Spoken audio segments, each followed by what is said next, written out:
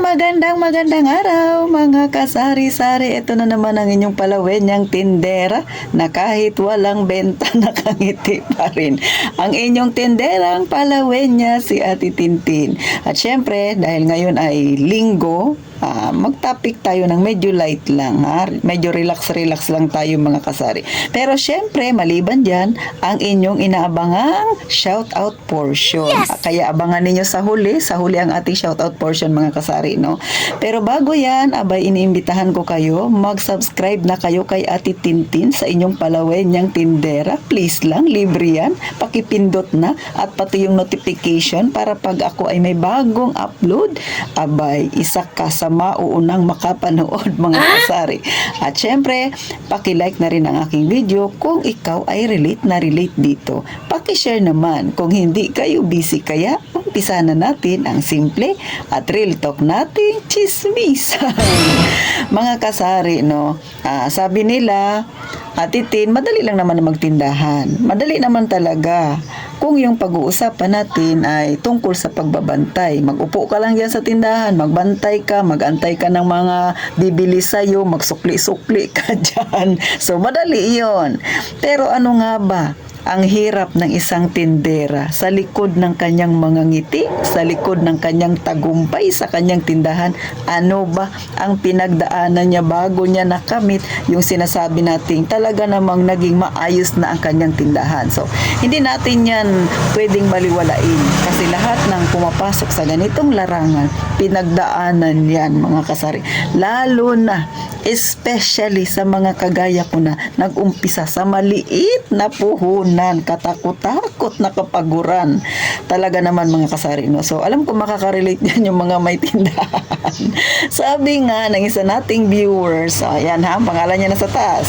Sabi niya, meron daw siyang kakilala, no, nung nagtindahan, and then naging malago ng kanyang tindahan. Pero, talaga naman daw yung sipag at tiyaga ay hindi talaga matatawaran. Ay, totoo naman, no, mga kasari. Ito pa, no, yung gustong-gusto mong magpahinga, masama ang pakiramdam mo, gusto mong magsara pero hindi mo magawa kasi nanghihinayang ka sa benta.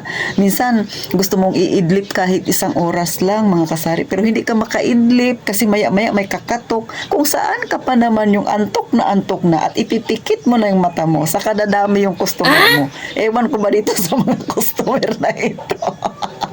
Parang nambuburaot talaga. Mga kasari, no, yung antok ka na, tapos kung saan ka na magpapikit-pikit ka dyan sa tabi ng tindahan mo, doon naman siya, pabili po. So, gano'n ang mga nangyayari mga kasari, no. Kaya sa totoo lang, no, hindi talaga matatawaran ang pagod ng isang tindera. So, yung nakikita na lang ng iba, yung pag-asenso mo paunti-unti. Pero yung hirap mo, hindi nila yung nakita, mga kasari. Siyempre, maliban pa dyan sa pagod mo, yung stress mo. Bakit may stress ka? Nagbantay ka lang ng tindahan. Ay normal. Pagka ikaw ay nagpapautang. Minsan nga kahit hindi ka nagpapautang, minsan may stress ka pa rin nararamdaman. Bakit? Yung hindi naman sabing matagal na pangmatagalang stress. Yung panandalian lang. Kunwari mga isang linggo ka lang na na-stress. Isang linggo, di ba?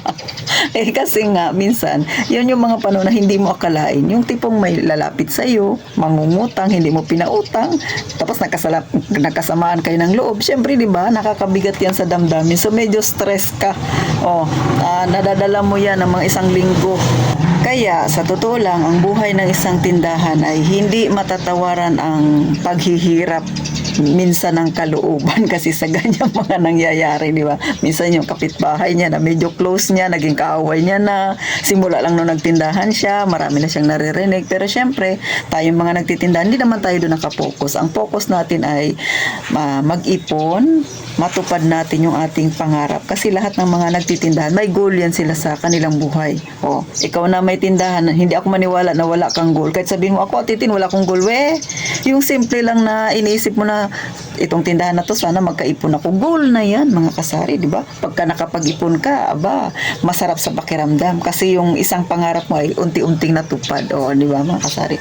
Kaya, sa mga may tindahan dyan, nakagaya ko, sa mga nagbabalak na magkatindahan, yan ang tunay na nararanasan namin mga tindera. Pero sa totoo lang, no, tayo mga tindera, proud tayo sa ating sarili. Kasi akalain mo yun, dilat ang mata mo, minsan 16 hours nang dilat ang mata mo. Pero laban pa rin. Pero syempre, yan talaga yung buhay nating mga may tindahan, mga kasari, no? Hindi naman kasi tayo mayaman para magpa-chill-chill lang. Bagamat may time talaga na kailangang magpahinga rin, pero mas madalas na yung tindahan natin ang inatupag natin at kabalikat niyan, katapat niyan yung pagod at hirap. Pero masaya tayo pag nagbibilang na tayo ng ating benta. Pag alam mo na kung magkano ang iyong kita. Mga kasari, yan yung pinakamasarap talaga. At higit sa lahat, kapag nalalagyan mo na ng panibagong amount ang iyong ipon. Ikaw ba? Totoo ba? Syempre, totoo yan, mga kasari. So, mga kasari, no, salamat ng marami nga pala sa lahat ng patuloy na sumusuporta kay Ate Tintin, mga kasari, sa patuloy ninyong panunood sa akin. Kaya naman, eto na ang ating shoutout portion. Siyempre, mga kasari, pasalamat ako kay Jebel Fabila na taga Nara, o diba? Kay Mukhang Artista, thank you very much. Kay Lolita Siano, kay Ma'am Merasol Tumines and Ellen Pilar na walang sawa na sumusuporta kay kay Ate Tintin, no? Salamat ng marami sa inyo.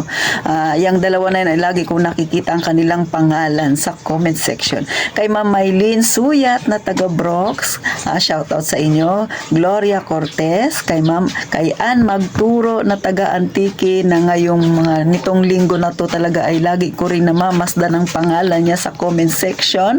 Salamat sa iyo, Ma'am Ann Magturo. Shout out sa iyo. Kay Ma'am Alea Grace Binibista, thank you, Ma'am, sa iyong pag-support at panonood kay Ate Tintin.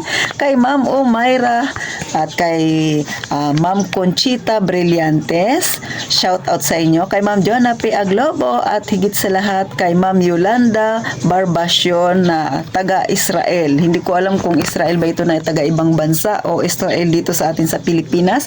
Pero shout out sa iyo, Ma'am Yolanda Barbacion. At syempre yung dalawang lalaki natin, si Sir Philip Bango na taga Mandawi at sa kanyang asawa. Shout out sa inyong mag-asawa.